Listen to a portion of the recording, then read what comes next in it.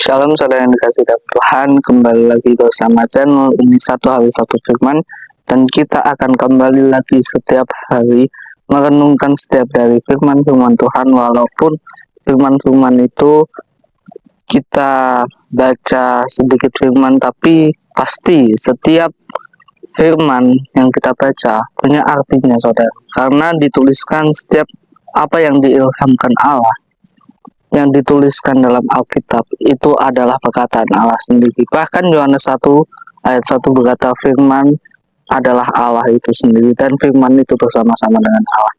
Nah, sebelum kita mendengar sedikit renungan firman Tuhan, marilah kita berdoa terlebih dahulu agar kita juga dikuatkan spiritnya untuk terus mendalami apa kehendak Tuhan dalam kehidupan. Marilah kita berdoa. Selamat siang Bapa, kami mengucap syukur Tuhan, terima kasih atas anugerah-Mu, atas setiap penyertaan-Mu sampai detik hari ini Tuhan. Engkau telah memberikan kami anugerah baik secara jasmani maupun rohani Tuhan. Terima kasih, kami juga boleh beraktivitas sesuai biasa Tuhan. Biarlah semua aktivitas kami seturut dengan kehendak-Mu. Bapa, sebenarnya kami mendengarkan sedikit dari firman-Mu, pakailah Roh Kudus yang ada di dalam kami untuk menguatkan spirit kami, untuk agar kami terus mendalami setiap dari firman. Berbicara pada kami Bapa, hanya dalam nama Tuhan Yesus kami telah berdoa dan mengucap syukur. Haleluya, amin. Shalom saudara yang dikasih dalam Tuhan. Renungan hari ini kita ambil dari Lukas pasal yang ke-17 ayat yang ke-11 hingga yang ke-19. Judulnya 10 penderita penyakit kusta. Amin. Di sini saya akan baca satu persatu. Dalam perjalanannya ke Yerusalem, Yesus menyusul perbatasan Samaria dan Galilea. Ketika ia memasuki suatu desa, datanglah 10 orang berpenyakit kulit yang menajiskan menemuinya. Amin. Mereka berdiri agak jauh dan berteriak, "Yesus, Guru, kasihanilah kami." Ia memandang mereka dan berkata, ayat 14, ia memandang mereka dan berkata, "Pergilah, perlihatkanlah dirimu kepada imam-imam." Sementara mereka di tengah jalan, mereka menjadi tahir. Salah seorang dari mereka, ketika melihat bahwa ia telah sembuh, kembali sambil memuliakan Allah dengan suara nyaring, lalu sujud di depan kaki Yesus dan mengucap syukur kepadanya. Orang itu orang Samaria. Yesus berkata, "Bukankah ke-10 orang tadi semuanya menjadi tahir? Di manakah yang 9 orang itu? Tidak adakah di antara mereka yang kembali untuk memuliakan Allah selain daripada orang asing ini?"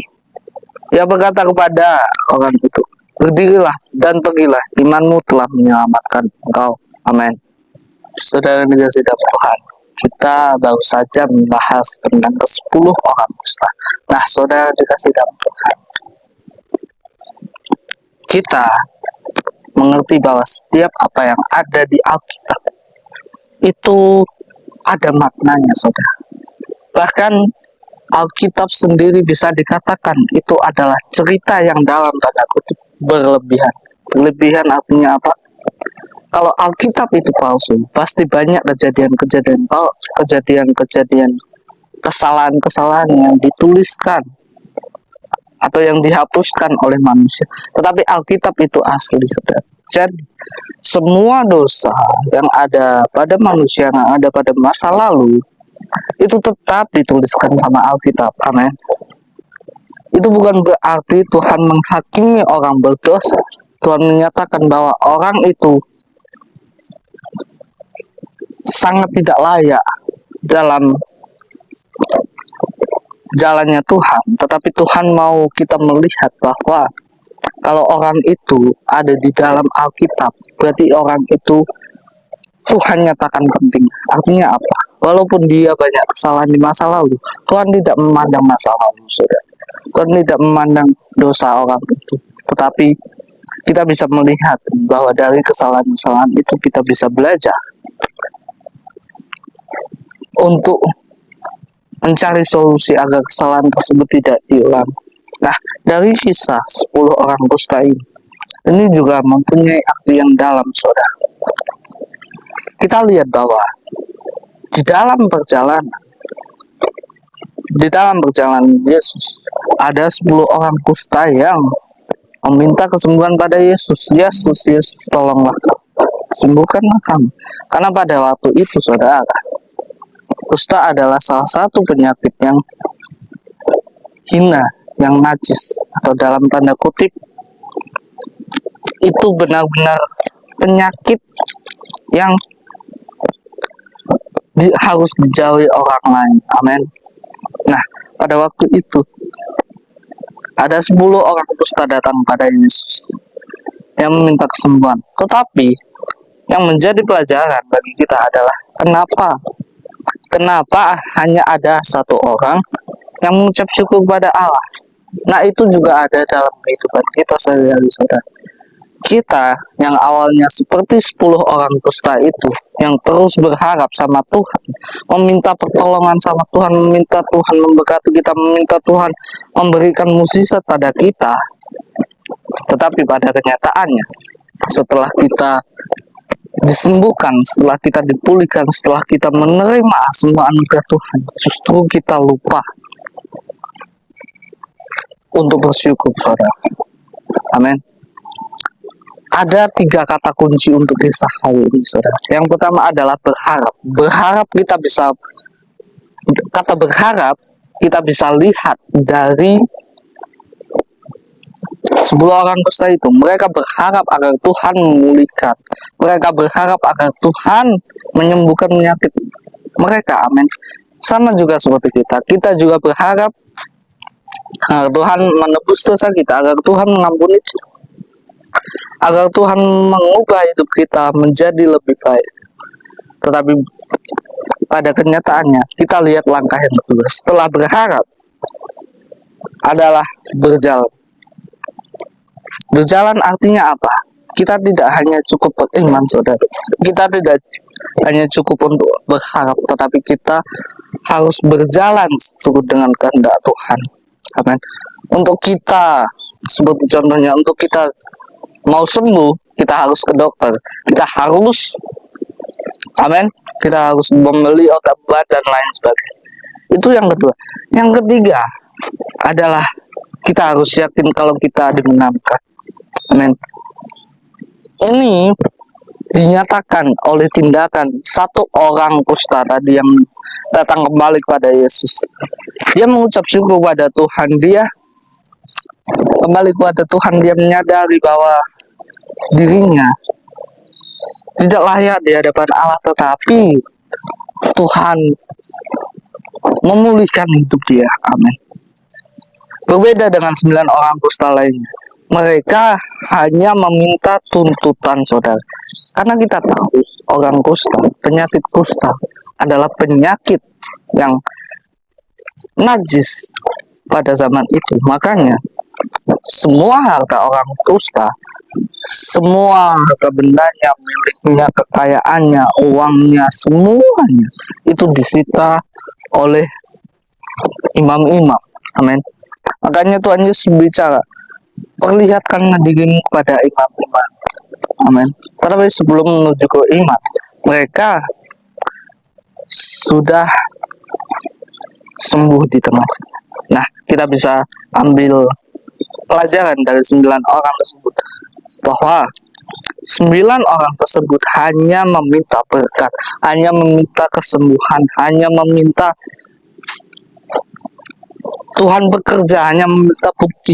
Nah, terkadang itu bisa terjadi dalam kehidupan kita, saudara. Kita hanya minta berkat, kita hanya meminta pemulihan, kita hanya meminta rezeki dan lain sebagainya. Padahal kehendak Tuhan adalah, Yohanes 14 ayat 15 berkata, barang siapa mengasihi aku, ia melakukan perintah-perintahku, itulah kehendak Bapa-Ku. Amin. Jadi kehendak Tuhan itu bukan kehendak Tuhan itu, Tuhan tidak mau dirinya hanya sebagai penjawab doa, tempat jawaban doa, atau tempat pengabul keinginan manusia. No, saudara.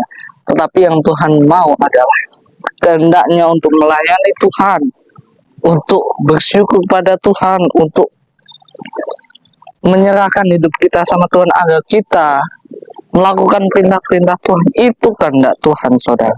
Makanya di sini kita bisa belajar pada 10 orang tersebut bahwa ke-9 orang tersebut itu hanya meminta Tuhan.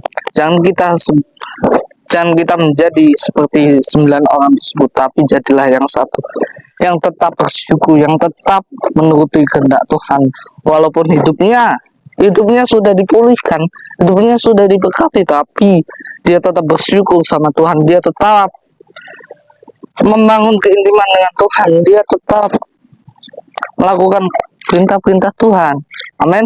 Jangan seperti 9 orang sudah tahu hidupnya dipulihkan, tetapi 9 orang tersebut meminta tuntutan karena hartanya sudah dirampas. Ibaratnya gini, mereka berpikir, kembalikanlah harta kami karena kami sudah tahir, kami sudah sembuh, kembalikan harta. Kita tidak seperti itu, saudara. Amin. Saya percaya kita tidak seperti itu. Kita mengikuti Tuhan Yesus bukan hanya meminta berkat, bukan hanya meminta anugerah, bukan hanya meminta rezeki, tetapi kita sudah melupakan masa lalu, sudah melupakan dosa. Makanya ketika kita menerima kuasa Roh Kudus, menerima kuasa Tuhan Yesus, ada satu kuasa yang paling utama, yaitu kuasa melawan dosa. Dan itulah yang harus kita buktikan. Kita harus melupakan masa lalu, kita harus tinggalkan manusia lama kita, agar kita terus berfokus apa yang menjadi kehendak Tuhan. Amin. Mari kita berdoa, saudara. Tuhan, terima kasih Bapa atas anugerah-Mu, atas belas kasihan-Mu Tuhan, sampai detik hari ini penyertaan-Mu Bapa mengingatkan kami terus Tuhan, bahwa kami tidak boleh menjadi sombong karena kami diberkati, karena kami dipulihkan, tetapi pakailah kami Tuhan untuk terus melakukan apa yang menjadi perintah-perintah-Mu Tuhan, melakukan apa yang menjadi kehendak-Mu. Pakailah kami Tuhan untuk menjadi pelaku firman itu, tidak seperti 9 orang tersebut yang menuntut masa lalu, tetapi pakailah kami untuk menjadi sama seperti satu orang kusta itu, yang terus memuji Engkau, yang terus bersyukur kepada Engkau, yang terus memuliakan nama-Mu Tuhan, yang terus melakukan setiap dari perintah. Terima kasih Bapa, kami serahkan hari-hari kami ke dalam tangan kasih Tuhan, hanya dalam nama Tuhan Yesus. Haleluya. Amin.